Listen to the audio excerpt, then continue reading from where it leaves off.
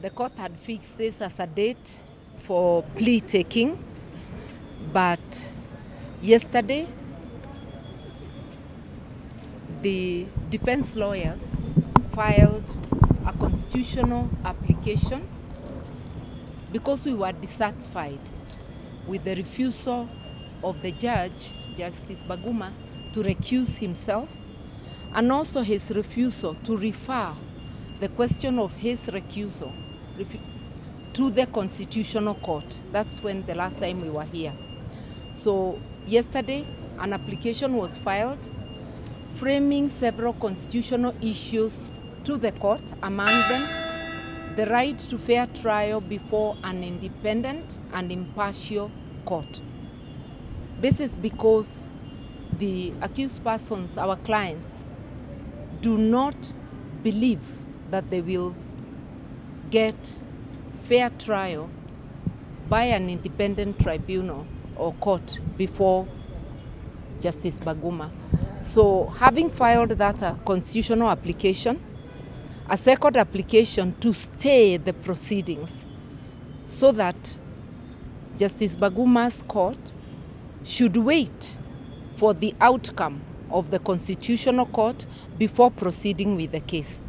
So today we were telling the court, do not take the plea, stay all proceedings until we come back from the Constitutional Court. The court agreed with us that the stay application should be heard first. He has given us a date for hearing. That date is 22nd of December. The prosecution has been given up to the 11th to file their replies because we had not served them. They were being served today. And we have up to the 18th to make any rejoinder. And then 22nd will be heard. But today we have also reminded the court, even with all those applications, the court still retains its jurisdiction on matters of bail. And the court can actually release the accused persons or admit them to bail on its own motion, especially noting that they have been in custody now for more than 1 year and their case has not commenced. We've also noted that the prosecution has not given us committal documents. They were committed in May, and up to today, December the 4th, we do not have a committal bundle. So our clients do not even know what they are being asked to plead to, knowing it's charges of treason, but not knowing what evidence or acts they are alleged to have committed means they are being asked to plead to what they do not know. So we are coming on 22nd for hearing of the application of stay.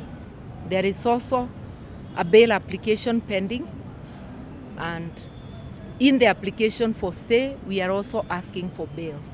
But we want stay granted, and we will keep reminding the court it can, on its own motion, admit them to bail. They have all the documents, they have the sureties, and they know what we said in the previous applications. What I said about the General Court Martial? They want it in I will not say all of it. I will just say this, that I'm shocked to hear that the gentleman who was the judge advocate during the trial of Dr. Kisa Besigye and Obed Lutale at the Machindie General Court Martial is now the chairman of the court. He, a lawyer, was present and didn't seem to see anything wrong with the orderlies of the court assaulting an advocate, Aaron Kisa, who had come to do duty. To hear now he is the chairman. If an advocate could be assaulted while he sat there and he did not advise the court martial, and that he is chairman, I actually pity anybody who appears before that court martial. To an end through that protracted litigation which went up to the Supreme Court. But unfortunately now they have resuscitated it. It's a reincarnation now, and now in a more lethal form, because Tukachungura is worse than Freeman Mugabe. even when he was still just a judge advocate, he reigned supreme in that court. And he didn't mince words. He said his word was binding, was final. Whatever he said was final. Yet it was just an opinion given to court to take its own decision. But he would impose it on court, and you would see, actually, Freeman and his team would gladly embrace the verdict of Kukuzzawo. So if he behaved that way as a judge advocate, now just imagine what's going to happen when he's the Supremo, when he's the presiding officer of that kangaroo court. It's going to be worse than before. And it's the reason we are determined, and we are marshalling up all our efforts, the forces of change, to ensure that we bring down this tool of oppression. It's incumbent upon all of us to get together, to bury our hatchet, and bring down this tool of persecution. And that's what we are determined to do. We are worried. Anything can happen. Like this ping-pong which is happening. Anytime they can even shift this file back. Remember, there are files which were supposed to be transferred to the civilian courts. Up to now, they have not been brought here.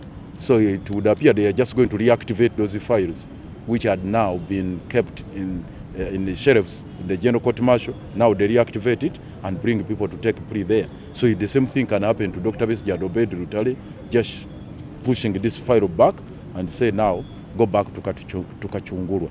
We are saying no, and we are going to put up a spirited fight against that kangaroo court. And that amendment of the Constitution to return the general court martial, my view is that it's unconstitutional. It was brought up to defeat the judgment of the Supreme Court. So there is still a moot question here. You cannot bring change of the law to defeat